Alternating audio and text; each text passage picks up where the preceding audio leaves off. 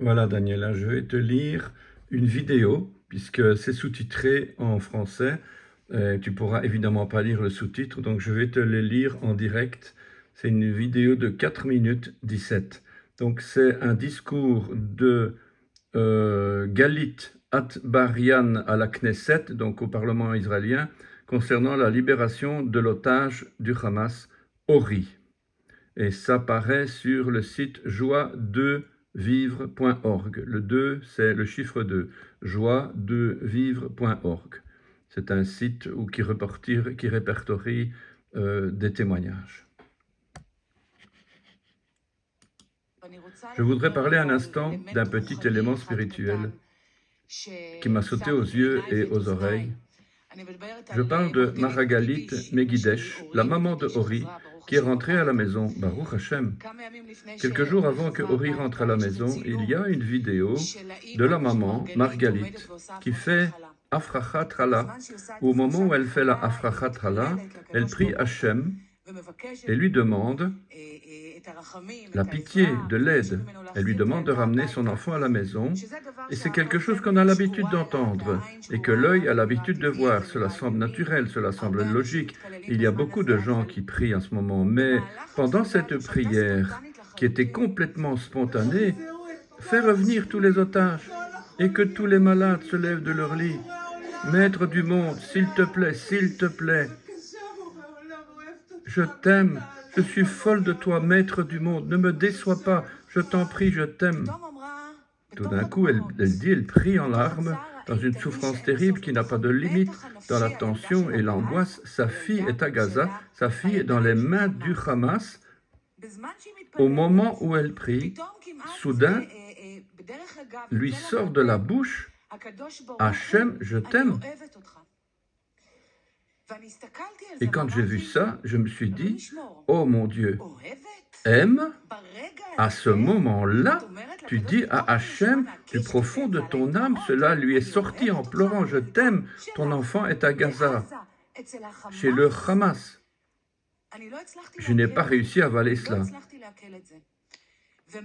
Et depuis, je ne fais que penser à ça. Maintenant, je sais que pour beaucoup de gens, cela a l'air comme quelque chose de primitif, pas compliqué, simple et pas réfléchi. Un charabia d'une femme qui ne sait pas où elle est. Je peux vous dire qu'au moment où elle a dit ça, je l'ai enviée.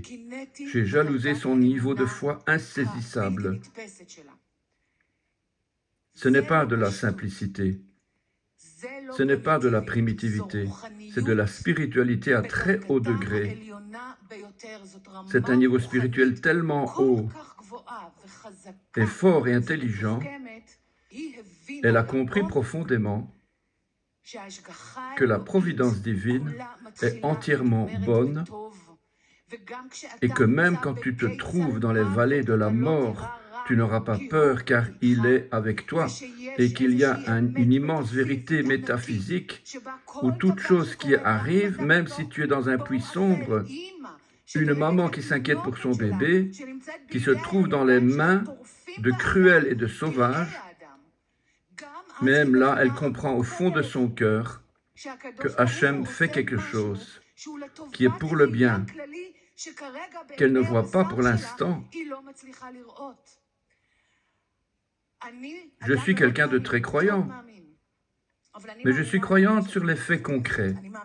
Je crois qu'il y a une présence divine et que tout est pour le bien. Je crois qu'il y a des règles supérieures dans les mondes d'en haut que je n'arrive pas à comprendre avec mes yeux d'être humain, mais je crois en tout ça, que je suis en sécurité quand je prie devant les bougies, mais quand Dieu, dans un danger terrible, je voudrais dire à Margalit, cette maman pieuse, tu es mon héroïne, tu es un miracle. Pour moi, tu es mon modèle. J'espère un jour pouvoir arriver à ce niveau spirituel-là. Et au Kiddush Hashem que tu as fait, Margalit continue à prier pour tous les autres otages. Tu as un lien direct avec Hashem et continue, toi et tous nos courageux soldats. Le peuple d'Israël est dans une synergie merveilleuse, des soldats courageux sur le terrain et des femmes qui prient. Il n'y a pas mieux que ça. Merci. גלית, אותי חיזקת.